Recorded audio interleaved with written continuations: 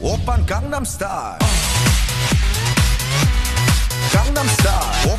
Coming up on This Week, Next Week, the O'Shea and Charlton partnership achieved its first Group 1 on the weekend in the form of Linebacker's Randwick Guineas, the first leg of the team's weekend Guineas double.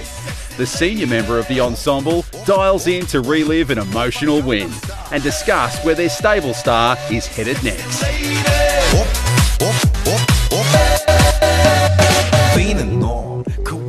Hello, I'm Ray Thomas and welcome to This Week, Next Week. Corey Brown alongside me. Big show coming up. Looking forward to talking to John O'Shea after what was a significant moment for their stable last Saturday, their first Group 1 with Tom Charlton. Great scenes there on the weekend. It was great. Did we see the slipper winner? I don't know, Corey. What do you think? Because they two-year-old races run at pretty solid tempo. Yeah. And one thing about two-year-olds, times don't lie, do they? And tempted, if she happened to get that solid speed on in the slipper, she'd be very hard to beat, I think. Well, let's have a look at her win in the Riesling Stakes. She's gone 18.49 for the 1200. That's blistering time. No fluke about this win, Corey, by the Godolphin. No fluke at all, Ray. And it's obviously set up well because the hot speed up front, but just to sustain that run all the way from the top of the straight and through to the line, again, if she gets that solid speed and run in a slipper, she'd be very hard to beat, I think. Runner-up was Brave Maroona, just a second start and really matched it with Tempted. The Colts division was the Todman Stakes and they're about a half second slower than Tempted, but he's a pretty good horse, this. He's got a lot of talent. Watch this finishing speed from the Anthony and Sam Freedman trained Tentris. I know it's always easy after the event, but he give it a good push, Nash. He honestly did. He said, no, this horse rallied up like it was a barrier trial. Another exciting horse. There's a couple of really nice runs in that race, I thought. What do you make of Woden?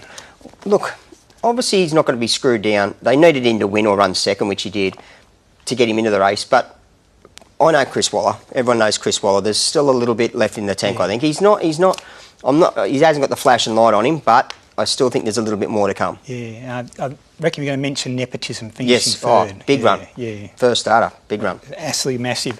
Brad Widdup's done a great job with this sprinter, Jeddah Beale. He was bred to stay, but here he is on Saturday running blistering time, breaking 56 to win the Challenge Stakes. I love this horse. I love his bulldog attitude, and I was talking to Tyler actually this morning about this horse, and he was saying, Corey, if you expose him at the 300, he said he doesn't go on with it. He said you're better off giving him one little crack coming through the field, but just his will to win. He pins the ears back. He was going through every gap that he could find. But just a really good ride and a really good win by that horse. Yeah, great training effort from a horse who was in restricted grade earlier this season, but here he's winning a Group 2 challenge and running that brilliant time. Onto the Group 1 Randwick Guineas, a thrilling contest, and to be fair, Corey, Linebacker defeated Broadsiding fair and square. Yeah, fair and square. Like it all set up well for pretty much all runners. The race was run at a good clip, but I think the ride from Zach Lloyd won the race. He knew what Broadsiding was capable of. He didn't want to follow Broadsiding. He wanted to be up in front of him. He wanted Broadsiding to have the drop on him. But when they pushed the button top on the straight, I wouldn't say it caught Broadsiding flat-footed, but Swift Falcon, I think it caught a little bit flat-footed, and he ran through the line well. But all honours with the winner and the O'Shea and Charlton camp. I think it was a great training performance to get that horse back to, his brilliant best after the gelding operation. Yeah, I think they've done well. What do they say? He's been a work in progress, Corey. Hard work in progress. He's certainly going well. Here's Royal Patronage, and a bit of an upset in what was a crack Canterbury Stakes, but was there a better looking horse at Randwick on Saturday? And this is a really talented, underrated import. He was at his best there on the weekend, Ray. I mean, not at his galloping best, which he was great, but his behaviour. His behaviour in the enclosure, that was the best I've ever seen him. He normally gets, he has been a work in progress just to get him sort of settled and relaxed.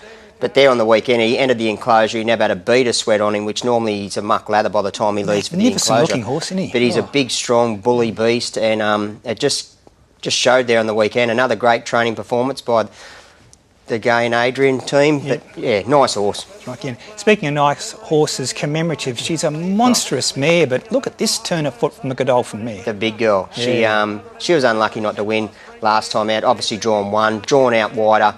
Definitely suited her there on the weekend, but just a great Jason Collett ride, let her gather up her momentum, top in the rise, and once he pushed the button, it was just all over. Yeah, she's a very, very good mare on her day, and that certainly, she demonstrated that on Saturday. Great day for James Cummings and Godolphin. They just missed the Group 1 in Sydney with broadsiding in the Randwick Guineas, but here's a stable favourite, Tom Kitten, winning a thrilling All-Star Mile. It was great, and you know, I keep going back to Craig Williams, Mr Brightside. He gave that horse the best ride there to win that race on the weekend, but Tom Kitten was too good. Obviously didn't win by a big margin, but you know, good to see him back at his best as well.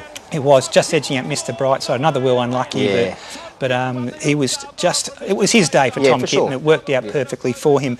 The genius of Chris Waller, you can find so many examples. Yep. Here's another one, switching Jolie Star to Flemington for the Newmarket up the straight course. Look at her turn of foot. Headwall, great running second. Headwall runs super, but taking nothing away from the win, I thought this was a really good win, Ray. And for her, after those 2 runs in Sydney, a bit of a confidence builder down there on the weekend. She's obviously in for a big prep. She's just won that race down there, but it was a good win and good to see her back to her best. She might go to Royal Ascot now on the back of that straight track win, and Chris Waller certainly knows what it takes to win at Royal Ascot. Think back to Nature Strip just 3 years ago.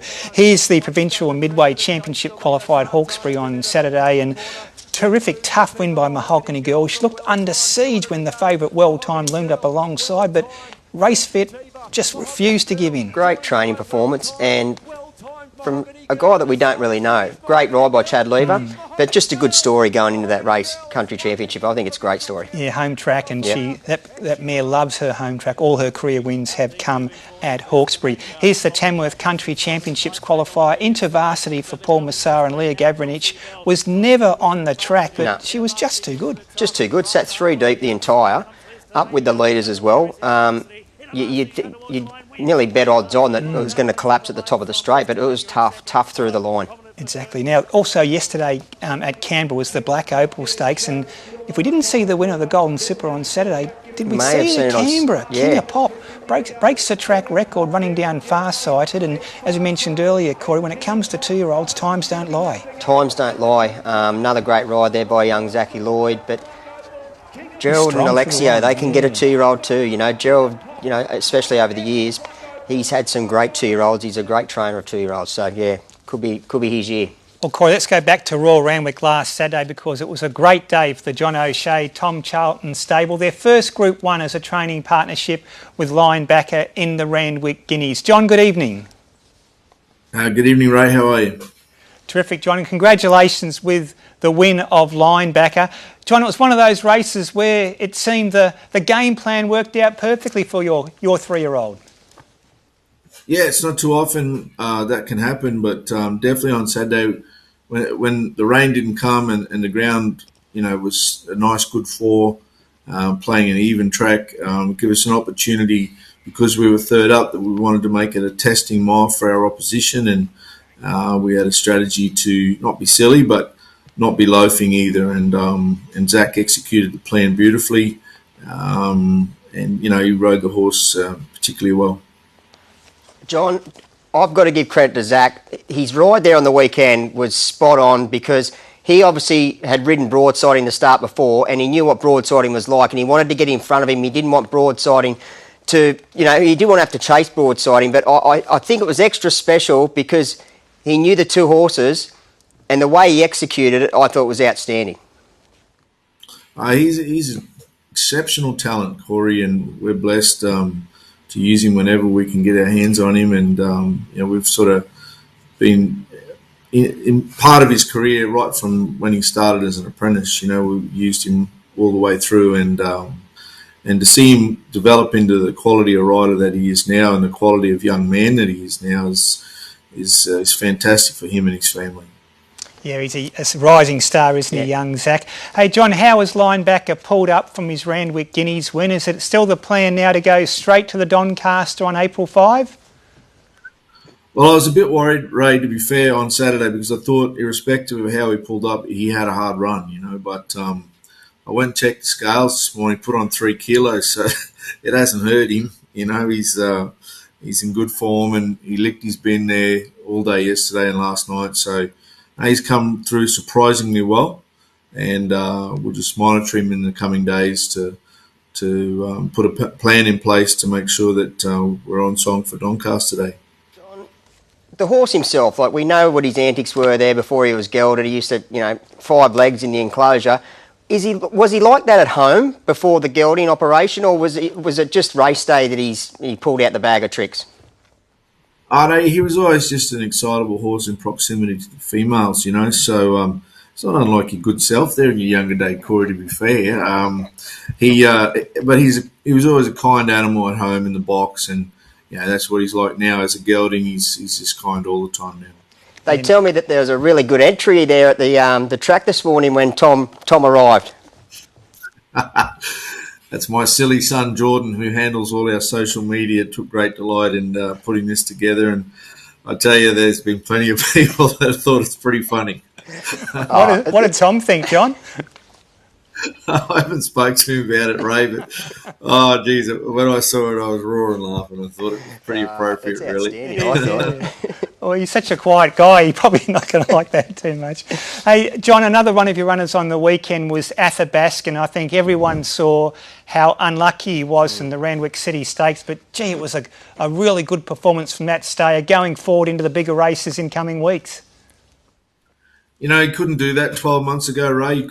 He wasn't effective at anything under a mile and a half, and to be fair, I probably gave Tom, a pretty poor set of instructions there, because I felt that it was, as the track was drying throughout the day, that you probably didn't want to be getting too wide, and I said just go up the rail and ride him for luck, and if the luck comes, well, you'll get him, and if it doesn't, you won't. And obviously he didn't get the luck, but, probably I think if we had our time over again down the half mile when the opportunity presented to come away from the rail, he would have took it under normal circumstances, and I'd say he probably would have won, So anyway, it's a reflection that we felt the horse is going particularly well this season, and that run sort of was indicative that's the case.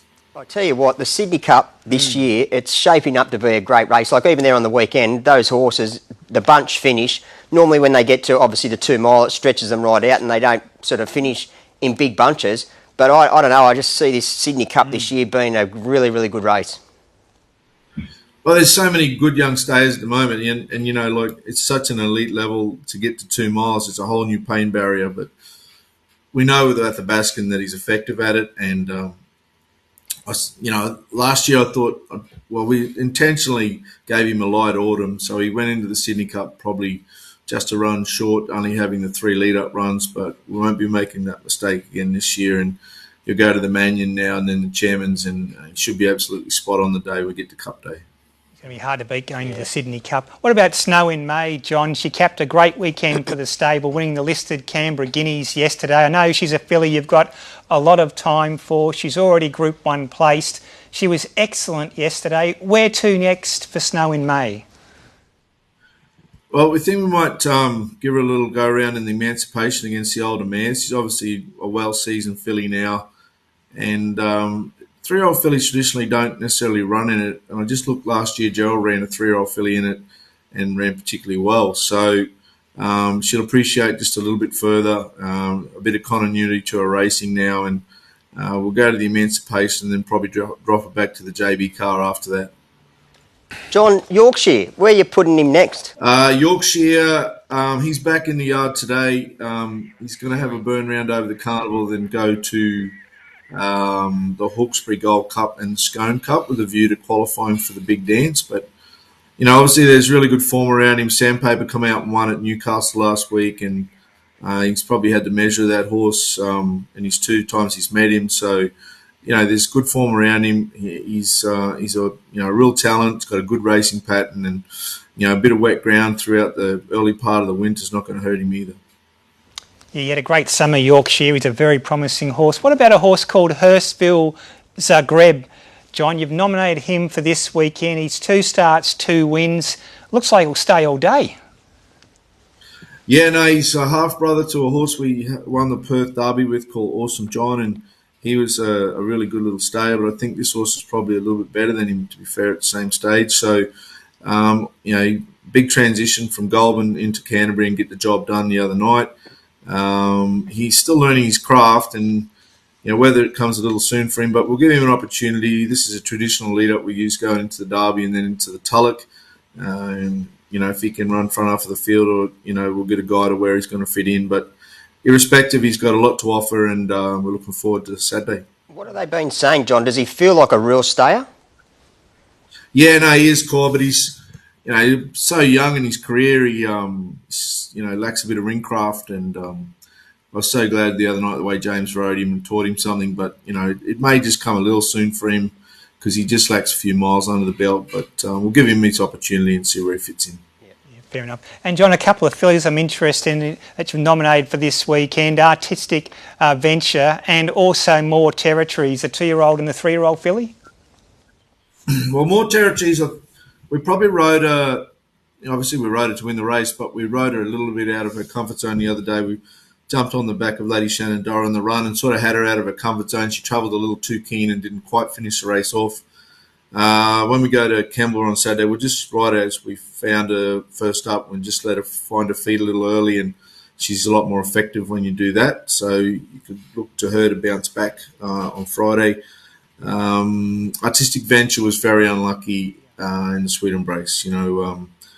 Just got James's filly just rolled in on her at a crucial time and lost her momentum, and I think she probably wins if that didn't happen. So Mac's going to ride her for us on Saturday in the Magic Night. If she draws a gate, she's going to take a power beating. If she won, John, would you back her up? Because I say that where we don't really have a dominant 2-year-old this season, do we? Well, it'd be hard to tell the ownership group, Ray, that they're not running in a golden slipper if they qualified. It's not a conversation I'd be keen to have. So I think if she won and she pulled up well, there'd be no reason not to run her. Yeah, fair enough. Are we allowed to ask John about the Cowboys, Corey? Why not? What happened the other night, John? Hello, just a bad line. Sorry. Hello. It's going to be a tough year, Corey. Oh, mate, it's going to be a very long season for us long-suffering Cowboys supporters. So I don't think I'll be talking to you too often on a Monday in a good mood. Fair enough. Hey, John, again, congratulations for last Saturday. A significant moment for yourself, but particularly for Tom Charlton. And let's hope there's more Group 1s right through the Autumn Carnival. Thanks for joining us on This Week, Next Week. Cheers, boys. Have a good night. Good on you, Johnny. There's John O'Shea. It showed a bit of class on Saturday because the media went straight to John, and John said, no, this is Tom Charlton's moment. Yeah, I seen and he literally pushed Tom to the front, Yeah, no, good. It's good. Good scenes. Yeah, it was good scenes, Happy yeah. What do you reckon Tom Charlton's going to say when he sees that video? Mate, I'd love a video like that done for me. Mate, you've got the producers on that challenge already. This weekend it's the Coolmore Classic meeting, of course, and last year Zougotcha was in a rich vein of form, winning another Group 1 with a brilliant James McDonald ride in the Coolmore Classic. Tropical Squall at the 300 from Revolutionary Miss. Zougotcha's out now, closing off. Then came Kamachi. Samana winding up on the outside. Tropical Squall shows the way from Zougotcha. Wide out is Samana running home hard, and Samana moved up with Zougotcha. They're wide apart. Zougotcha near the inside of Samana. Zougotcha got the Coolmore. You think you got away from me, didn't you? You thought I didn't see you, now didn't you? You tried to sneak away, now didn't you? Shinzo letting down with a lot of authority today. Introducing at the 250, shows the way, starting to wander. Shinzo moves up the outside, Mahava the inside, then base is loaded. It's Shinzo moving up to take the lead. Shinzo gets the upper hand from Mahava and introducing. Oh, much sharper today, Shinzo, and off to the slipper for Shinzo. That was Shinzo winning the Pango Stakes 2 years ago. He was in a must-win situation there, Corey, to get into the Golden Slipper 7 days later, and he was outstanding in the Golden Slipper, beating Cylinder. Yeah, super, absolute super. If you see that photo when he's crossing the line and the saddle's so far back, it's a really good photo. Exactly. I wonder if potentially we could see the Golden Slipper winner this weekend in the 2 lead-ups. Let's find out all the latest betting for Rosehill this Saturday. Coolmore Classic Day. Tab's Tim Ryan is here. Good evening, Tim. Yeah, good evening, Ray. Yeah, I definitely wouldn't rule out a horse winning on Saturday, then backing up and winning the Golden Slipper. It's such an open year this year. They could come from anywhere. But let's focus on the big one on Saturday, the Coolmore Classic Group 1, Amelia's Jewel. She's been well backed all the way through betting. She's your $3.50 favourite. Lady Shenandoah, a nomination this morning. We had Chris Waller on the show last week. He indicated she's probably more likely to run in the far lap. So just a little bit beware there, punters. Lady of Camelot, the horse that went under her last time out, $6 chance. Bit of money for some Melbourne horses, Coeur Volante and Marble Arch, both $8 chances. The Ajax, wide open betting affair here. No real early money, but Ducasse and Sandpaper, the $6 early favourites there. But plenty to go under the bridge there in the Ajax Stakes, the Far Lap Stakes. And this is where I think we'll see Lady Shenandoah. I've made her a $1.60 chance. Not keen to take too many chances there. Angel Capital, trialled this morning for Chris Waller. A little bit of money for him as well. $6 into $5. Not sure what the plans are there, whether he will take on the high-rated stablemate there. The Colts division and West of Swindon is a $3.50 chance. Another horse that trialled this morning at Randwick, so we'll just wait and see what happens with him. Skyhook, an early firm, $6 into $4.50. United States, $8 into $6, and a bit of money for State Visit, $11 into $8. And the fillies, Artistic Venture, we heard from John O'Shea. She'll take her place with James McDonald to ride. $3.50 favourite there. Strata Verena, an early firm, $6 into $4.50. She was very good winning at Canterbury on a Friday night a couple of weeks ago. Looking further afield to the Tab Golden Slipper, and Wordton has a shaky hold on favouritism. He's out to a $5 chance. I made Tempted a little bit shorter than Tentress, $6 and $7 respectively there. And King of Pop, the Black Opal winner on Saturday, a good firm, $26 into $15. Looking ahead to the Doncaster Mile, Linebacker looks superbly in with 49 kilos. He's ballot exempt there. He's a firm $8 into $6. Another Will and Tom Kitten through that All-Star Mile, both $8 chances. They'll be hard to beat if they come up to Sydney. The TJ Smith and Jolly Star is your new favourite, a big firm, 11 into $4.50 after a huge win in the Newmarket Stakes. Sunshine in Paris, a little bit stiff there on Saturday, 8 into $6 for her. Moving on to the next Group 1, the Australian Derby, and Willie Do It now into equal favourite. He was a big winner in the New Zealand Derby, big firm there, 8 into $4.50. He's equal favourite with the VRC Derby winner there, Gold Rush Guru. Moving on further to the Queen Elizabeth Stakes and even money about Via Sistina. Dubai Honour, he's in town. He's a firm, 8 into $6 the last week, as is Rusham Park, Japanese Galloper, $15 into $11. So Queen Elizabeth Stakes, really looking forward to that one on the last day of the championships. Which horse are you taking on this weekend, Tim? I have to take on Amelia's Jewel this weekend. I think she won a no contest last time out. And she's got to carry plenty of weight on Saturday. She's going to be giving plenty of weight to her rivals. I think she's under the odds. $3.50, it's poison odds. Fair enough. I think you just gave away which horse you're going to go for this weekend. Hey, bit of news.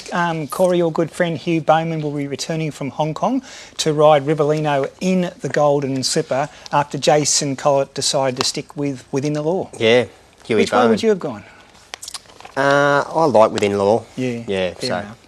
Jace Collett, he's got a great feel, Jace, so you'll know which one to pick. Exactly. Well, this weekend we're back to Rose Hill for the first day of the Golden Slipper Festival, Coolmore Classic Day. But in the lead-up, we've got Goulburn and Port Macquarie on Tuesday, racing at Wyong on Wednesday, a Randwick Kensington meeting, a rare metropolitan meeting on Thursday with Wagga.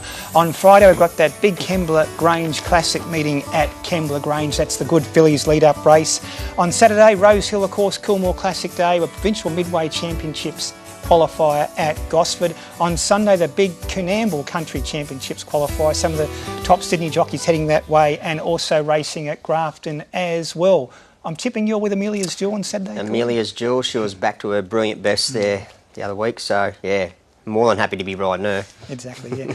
For me, I think Strata Verena from the Björn Baker stable, she was very impressive on debut at Canterbury. She could bolt straight into the Golden Slipper field by winning on Saturday in the Magic Night Stakes. On behalf of Corey Brown and I, thanks for joining us on This Week, Next Week. We'll see you next Monday.